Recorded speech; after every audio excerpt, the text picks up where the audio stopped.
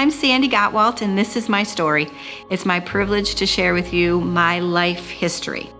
I was born in the 60s when things were a little laissez-faire, I guess you could say, free love and things that were going on. Stress up on my mind, trying to make it all the time. Stress up on my mind, trying to make it all the time. Grew up with my mom and dad, married, my brother, and I lived in Detroit, Michigan. And they had a pretty normal lifestyle until I was around 5. Then things started getting a little haywire. Drugs was introduced into my family. My mother's sister was 7 years younger than her and kind of brought marijuana and LSD and acid and those kind of things into my home. And my mom really liked them.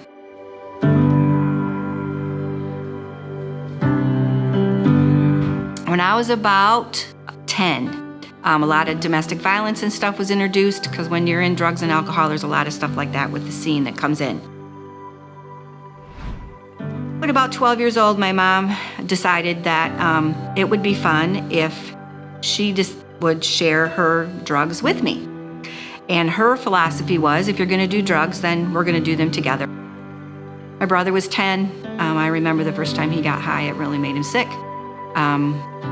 So we just kind of did it as a family together.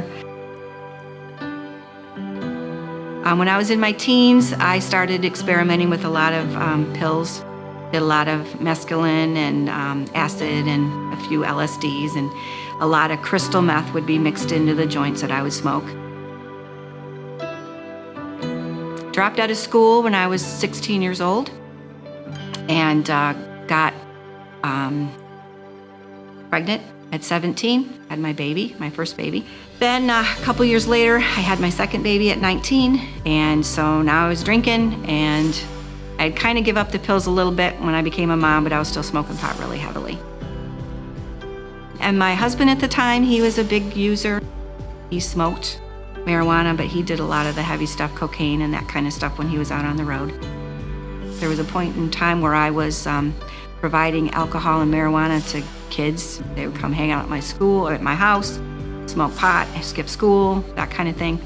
But I had this rule that you couldn't smoke pot until you were 12, because that was the magic age for me, that's when you could do it. I had had my third child by the time I was 25. I had 3 kids, and my son was about 2. All these teenagers are at the house and all this pot smoking's going on, and my kids are, just in the mix of it.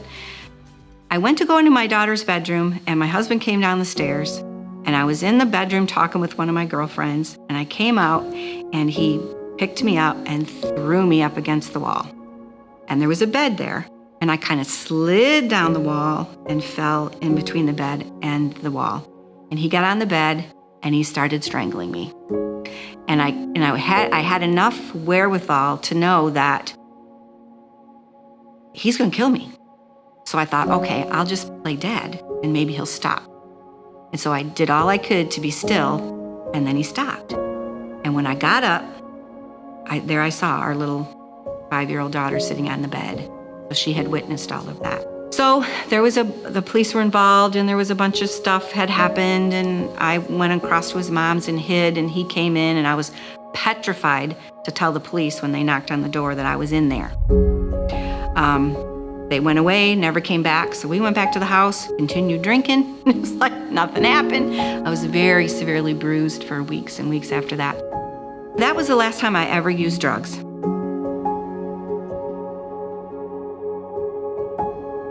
So then I was in the dilemma of, now my eyes are open, but now what do I do with me? I didn't know how to parent. I didn't know how to be in a relationship. So I ran as quick as I could to my local community and took parenting classes for a very long time. Got into counseling. I was in counseling for 12 years to come out of all of the stuff that I was in. I could not talk to any of my family. I couldn't be with my family because they were all still using.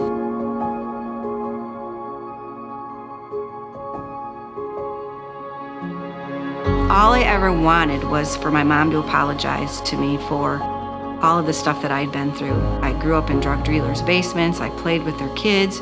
I was just in all of that atmosphere, and I was told I would never, ever get an apology from her. Well, they lied. Whenever I would have a memory, I would call her, and she would listen to me. And it didn't matter if it was 2, 3 o'clock in the morning.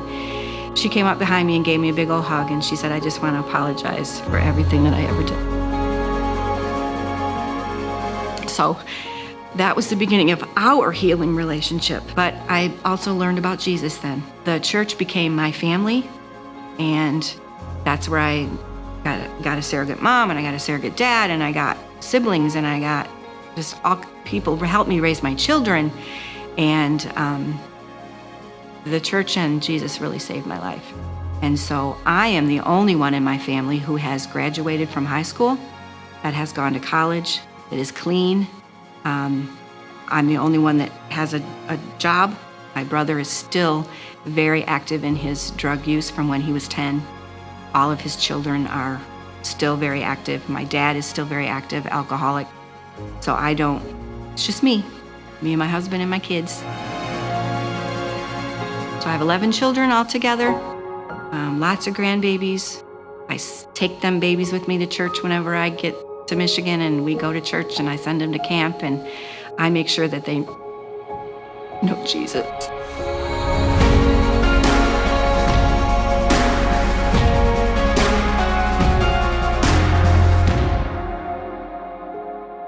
Our motto is strengthening families, whatever it takes. And for me, that's what it means, whatever it takes. Was that good?